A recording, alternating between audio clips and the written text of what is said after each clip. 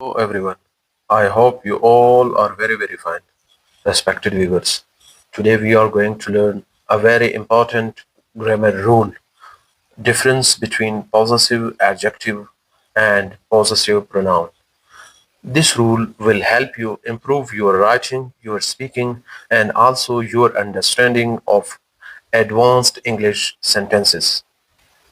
Respected viewers, अगर आप किसी भी कॉम्पिटिटिव एग्जाम्स की तैयारी कर रहे हैं जैसा कि सीएसएस, पीसीएस, पीएमएस, यूपीएससी या किसी और कॉम्पिटिटिव एग्जाम्स की, तो ये वीडियो आपके लिए है। वीडियो को लास्ट तक लाजमी देखें और अपने फ्रेंड्स के साथ शेयर करें। Now let's start the video. Respected viewers, आज से हम नई सीरीज का आगाज करने जा रहे हैं जिसमें हम पढ़ेंगे most important concept of grammar. अब ये कॉन्सेप्ट क्यों जरूरी है? क्योंकि ये एग्जाम में बार बार रिपीट हो रहे हैं और ये कंसेप्ट हम चैप्टर वाइज करेंगे।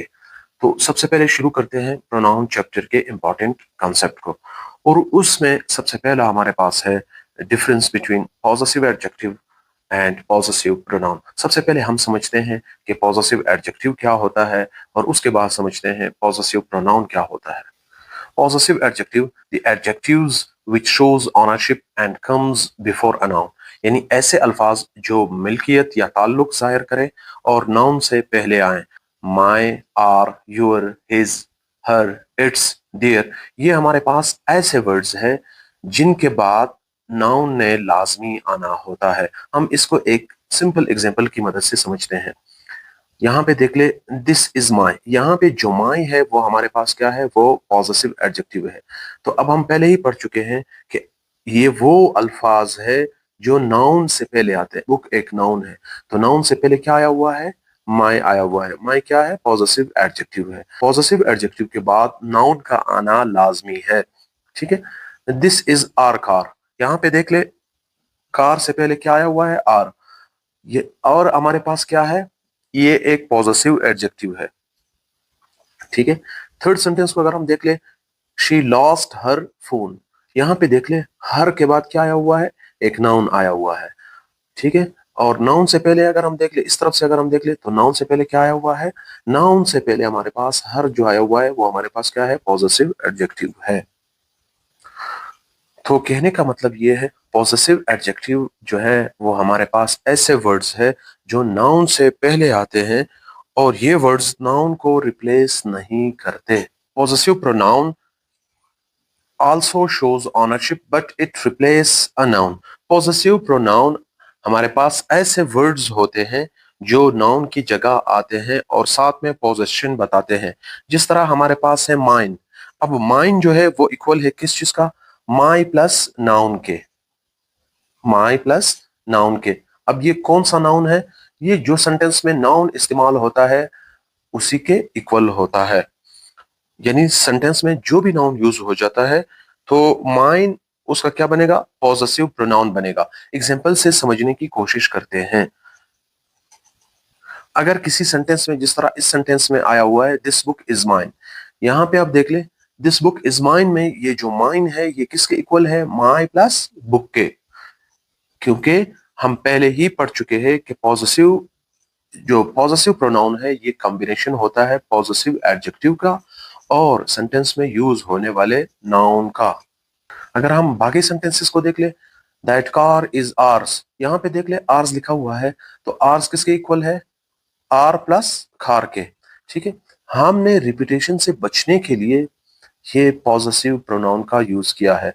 द हाउस इज देयर्स, यहाँ पे जो देयर्स है वो किसके इक्वल है, देयर प्लस हाउस के। अगर हम पॉजेसिव एडजेक्टिव और पॉजेसिव प्रोनाउन में मेन डिफरेंस की तरफ जाएं, तो पॉजेसिव एडजेक्टिव हमारे पास क्या होते हैं, my, our, your, his, her, its, their. अब जो माई है ये किसका पॉजेसिव एडजेक्टिव है, ये आई का। आर किसका है, वी का। योर किसका है, यू का। हिज किसका है, ही का। हर्ज किसका, हर किसका है, शी का। इट्स किसका है, इट का। देयर किसका है, दे का। ठीक है, माइन पर किस चीज का कॉम्बिनेशन है, ये माई प्लस नाउन का। आर किसका है, ये आपके पास आर प्लस किसी नाउन का। योर्स क्या है, किसका कॉम्बिनेशन है, योर प्लस नाउन का। इसी तरह हिज भी किस चीज का कॉम्बिनेशन है, हिज प्लस नाउन का। हर्ज किसका है, हर प्लस नाउन का। इट का जो पॉजिटिव प्रोनाउन है वो आता नहीं है, तो देयर्स किसका कॉम्बिनेशन है, देयर प्लस उस सेंटेंस में यूज होने वाले नाउन का। I have decided that I want work at yours company any more. अगर हम इस सेंटेंस को और से देख ले तो आपको योर्स कंपनी लिखा हुआ नजर आएगा। हम पढ़ चुके हैं कि एडजेक्टिव हमारे पास ऐसा वर्ड होता है जो नाउन के साथ आता है। यहाँ पे कंपनी हमारे पास क्या है, एक नाउन है, जबकि कंपनी से पहले योर्स लिखा हुआ है। ठीक है, तो योर्स क्या है, वो एक पॉजिटिव प्रोनाउन है जो कि बजाते खुद बराबर है योर प्लस कंपनी के। तो इस सेंटेंस में हम क्या लिख सकते हैं, तो हम इसमें लिख सकते हैं I have decided that I won't work at your company. Yours अगर हमने लिख लिया तो हम पहले पढ़ चुके हैं कि yours is equal to क्या है, your company के है, तो क्या आएगा, your company कंपनी आएगा। ठीक है, तो एक सेंटेंस में क्या आएगा, दो मर्तबा कंपनी आ जाएगी। ठीक है, हमें रिपीटेशन नहीं चाहिए, हमें ऐसा वर्ड चाहिए, ठीक है, जो एक मर्तबा आ जाए। ठीक है, तो यहाँ पे yours की जगह हम क्या लिखेंगे, your company any more। अब अगर हम थर्ड सेंटेंस को देख ले, there is the best offer that you can get so you should not think much. अब यहाँ पे देख ले, हम पहले पढ़ चुके हैं कि देयर हमारे पास क्या है, एक पॉजिटिव एडजेक्टिव है, और पॉजिटिव एडजेक्टिव के बाद कोई नाउन लाजमी आता है। तो यहाँ अकेला कैसे आया, और आप ये भी पढ़ चुके हैं कि सब्जेक्ट बनने का काम कौन करता है, या तो नाउन करता है और या प्रोनाउन करता है। तो देयर जो है हमारे पास क्या है, वो एडजेक्टिव है। तो यहाँ क्या आएगा, अगर मैं यहाँ लिख लूँ देयर ऑफर, यहाँ पे दो मरतबा आ जाएगा, their offer is the best offer. ठीक है, तो सही लिखने का तरीका क्या है, तो हम इसके साथ एस लगाए देयर्स, और उसको क्या बनाए, पॉजिटिव प्रोनाउन बनाए, there is the best offer that you can get so you should not think much. ठीक है, या इसका एक और तरीका ये भी है कि इस ऑफर को हम यहाँ लाए, their offer is the best, फिर यहाँ पे हम ऑफर नहीं लिखेंगे। ठीक है, that you can get so you should not think much. ठीक है, अगर हम नेक्स्ट एग्जांपल को देख ले तो वो क्या है, I can't by this car because it's cost is way out of my budget. ठीक है, तो अब हम यहाँ देख ले, यहाँ पे जो इट्स लगा हुआ है वो एपोस्ट्रोफी वाला लगा हुआ है। अब इट्स का मतलब क्या है, एपोस्ट्रोफी वाला, वो पॉजिटिव प्रोनाउन है, और जबकि बगैर एपोस्ट्रोफी वाला इसका मतलब क्या है, वो उसका मतलब है ये पॉजिटिव एडजेक्टिव है, यानी ये वाले के बाद, इसके बाद किसी नाउन ने लाजमी आना है, और इसके बाद कोई नाउन नहीं आएगा। लेकिन यहाँ पे देख ले, इट्स कॉस्ट आया हुआ है, नाउन तो आया हुआ है, तो मिस्टेक हमारे पास यहाँ पर है। तो हमने सेंटेंस में क्या लगाना है, बगैर एपोस्ट्रोफी वाला इट्स लगाना है। ठीक है, तो उसका मतलब फिर क्या हो जाएगा, उसका मतलब फिर ये हमारे पास फिर पॉजिटिव एडजेक्टिव हो जाएगा, और इसके बाद किसी नाउन ने लाजमी आना है जो कि ऑलरेडी आया हुआ है, कॉस्ट आया हुआ है। ठीक है, अगर हम इस सेंटेंस को देख ले, you and Aslam should not waste his time wandering here and there. अगर हम इस सेंटेंस को देख ले तो ये सेंटेंस है सही पॉजिटिव एडजेक्टिव लगाने का, मतलब आपको सब्जेक्ट के मुताबिक क्या लगाना है, सब्जेक्ट के मुताबिक पॉजिटिव एडजेक्टिव लगाना है। पे सब्जेक्ट चूंकि प्लूरल है, यू एंड असलम, हिज जो आया हुआ है वो ही के लिए आता है। ठीक है, हमने क्या लगाना है, चूंकि सब्जेक्ट हमारे पास प्लूरल है तो हमने प्लूरल कोई पॉजिटिव एडजेक्टिव लगाना है। इसको सबसे पहले हम एग्जाम्पल की मदद से समझने की कोशिश करते हैं। मैं कहता हूं I have completed my assignment, यानी मैंने अपना असाइनमेंट मुकम्मल किया।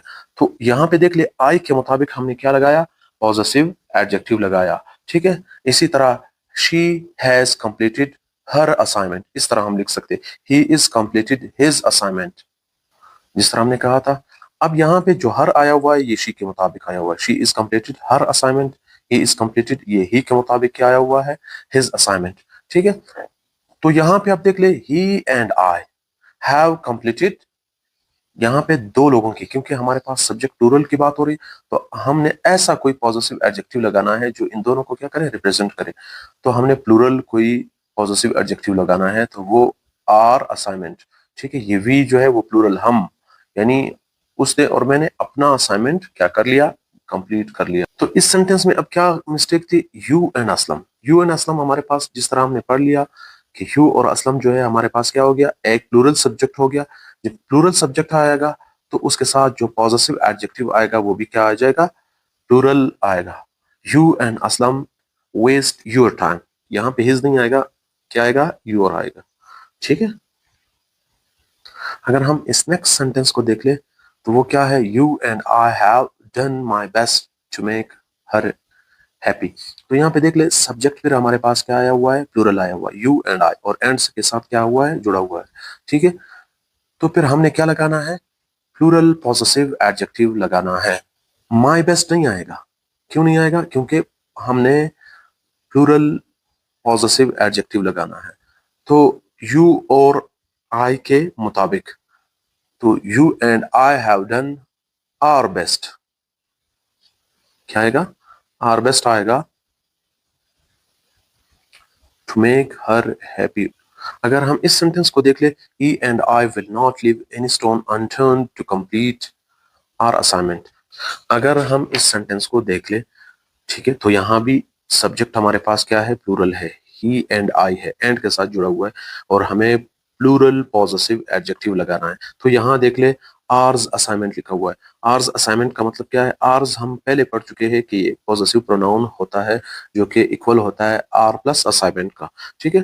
तो अगर हम आर्स लिखेंगे तो एक असाइनमेंट पहले लिखा हुआ है, एक आर्स, आर्स का मतलब क्या है, आर प्लस असाइनमेंट, तो दो मरतबा आ जाएगा, हमें रिपीटेशन नहीं चाहिए, लिहाजा हम क्या करेंगे, यहाँ पे आर असाइनमेंट लिखेंगे। ठीक है। दूसरा, हम आर्स क्यों नहीं लगा सकते, क्योंकि आर्स के बाद अब देख ले कोई नाउन आया हुआ है, और हमें पता है कि पॉजिटिव प्रोनाउन के बाद कोई नाउन नहीं आता, लेकिन यहाँ आया हुआ है, सो लिहाजा ये रॉन्ग था। अगर हम आर लगा ले तो फिर ये सेंटेंस हमारे पास क्या हो जाएगा, करेक्ट हो जाएगा।